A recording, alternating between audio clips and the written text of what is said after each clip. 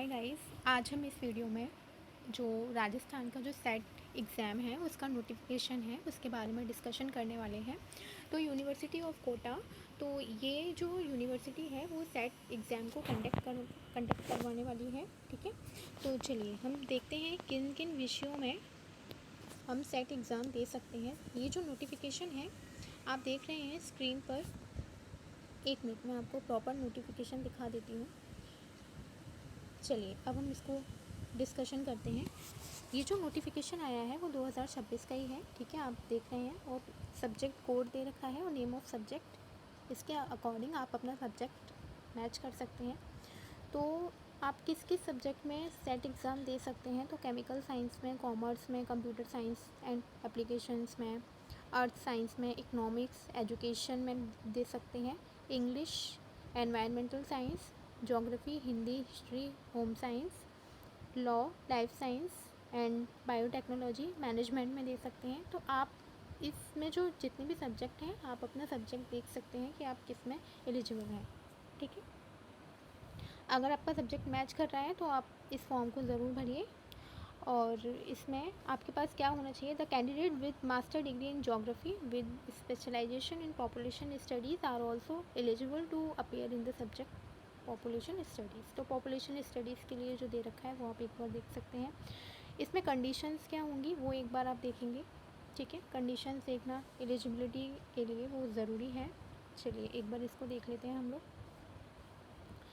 तो अगर आप जनरल से हैं, EWS से हैं, तो आपका 55% PG में स्कोर होना चाहिए। ठीक है, जिस सब्जेक्ट से आप सेट एग्ज़ाम देंगे उसमें सबसे पहले आपकी PG होनी चाहिए, और PG में आपकी 55% होनी चाहिए अगर आप जनरल कैटेगरी से हैं या फिर EWS से हैं। ठीक है, आपको ये बात याद रखनी है।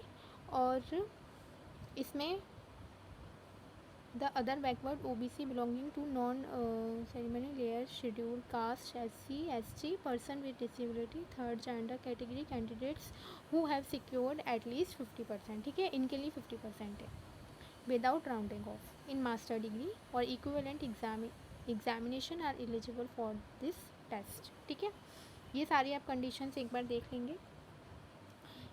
ठीक है, ये देखिए आप इसका स्क्रीनशॉट ले सकते हैं। मेन चीज़ मैंने आपको बता दी है। उसके बाद इसकी वैलिडिटी कब तक है, तो द सेट सर्टिफिकेट, जो भी आपको, अगर आप सेट एग्ज़ाम क्वालिफाई कर लेते हो तो उसका जो सर्टिफिकेट है वो केवल और केवल पर्टिकुलर स्टेट के लिए ही वैलिड होता है। ऐसा नहीं है आप हर जगह इसको वैलिड करेंगे। अगर आप राजस्थान का दे रहे हैं तो केवल राजस्थान में ही वैलिड होगा। The validity of the certificate shall be for ever recruitment to the post of lecturer, assistant professor may be made from among the set qualified candidates by universities, college, recruitment agency as per their prescribed procedure, rules and regulations। ठीक है, तो यह आपके लिए for ever, जब भी आपकी जो वैकेंसी आती है असिस्टेंट प्रोफेसर की, लेक्चरर की, तो आप उसके लिए अगर आपका सेट एग्ज़ाम क्वालिफाई है तो आप उसके लिए एलिजिबल हो जाएंगे। ठीक है, उसके बाद स्कीम ऑफ द टेस्ट। तो पैटर्न क्या है एग्ज़ामिनेशन का, आपके 2 पेपर होंगे, जिसमें पेपर 1 में एक बार मैं आपको इसको क्लियर बता देती हूँ, आपका कोई भी डाउट ना रहे।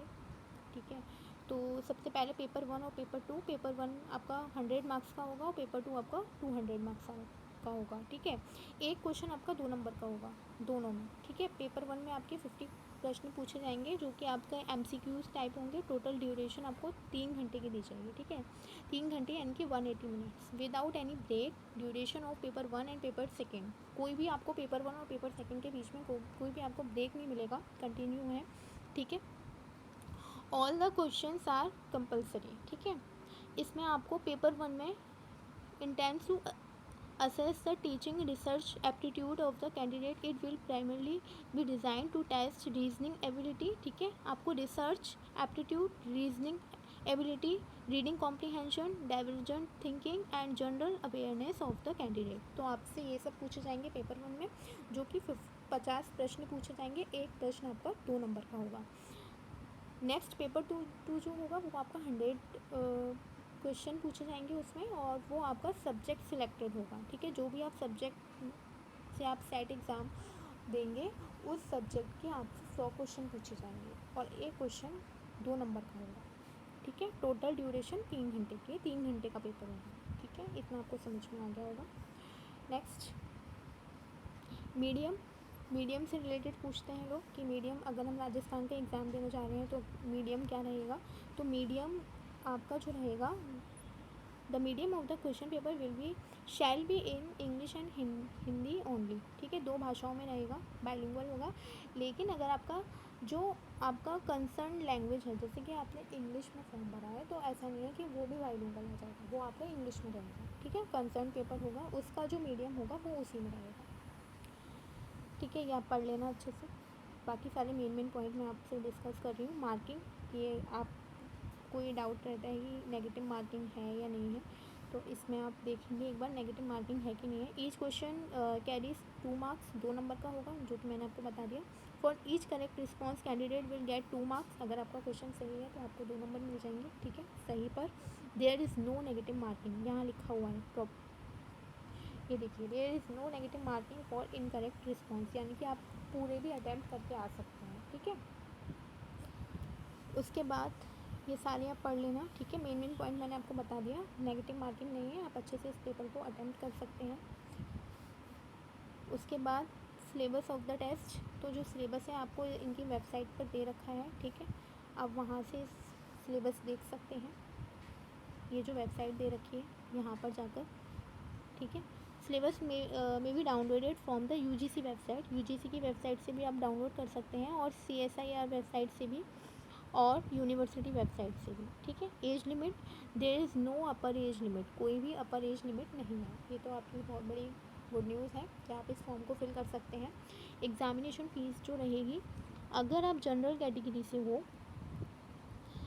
और अगर आप राजस्थान स्टेट्स या एंड आउट ऑफ स्टेट, तो आपको 1500 रुपये देने पड़ेंगे। अगर आप राजस्थान से हो, अगर आप बाहर से भी हो, तब भी आपको 1500 रुपये देने पड़ेंगे, ठीक है, जनरल। हाँ, तो इसमें और क्या लिखा है, EWS, SBC या OBC नॉन क्रीमिलियर है, तो राजस्थान स्टेट कैंडिडेट देंगे 1200 रुपये, ठीक है। SC ST PWD 750 रुपये, ठीक है। तो आपने फ़ीस देख ली, 1500, 1200, 750। उसके बाद इसकी जो एप्लीकेशन फॉर्म भरने की सबमिशन कहाँ, कब से स्टार्ट हो रहे हैं, तो वो है 14 जून से स्टार्ट हो चुकी हैं, और आप कब तक फॉर्म फिल कर सकते हैं, 5 जुलाई तक, ठीक है। और डेट, आपका जो पेपर की डेट है पेपर का, वो होगा 6 सितंबर को, इसमें दे रखा है, आप देख सकते हैं। जनरल इन्फॉर्मेशन एंड इंस्ट्रक्शन, ये आप पढ़ लेना जो भी है। अगर आपको इसका PDF चाहिए तो आप मुझे कमेंट बॉक्स में बता सकते हैं, मैं वहाँ आपको PDF का लिंक दे दूँगी, आप पढ़ लेना एक बार। जनरल इन्फॉर्मेशन है, और वो भी आप देख लेना। हाउ टू अप्लाई, तो आप इनकी वेबसाइट पर जाके 1 बाय 1 अप्लाई, स्टेप को फॉलो करके अप्लाई कर सकते हैं, ठीक है।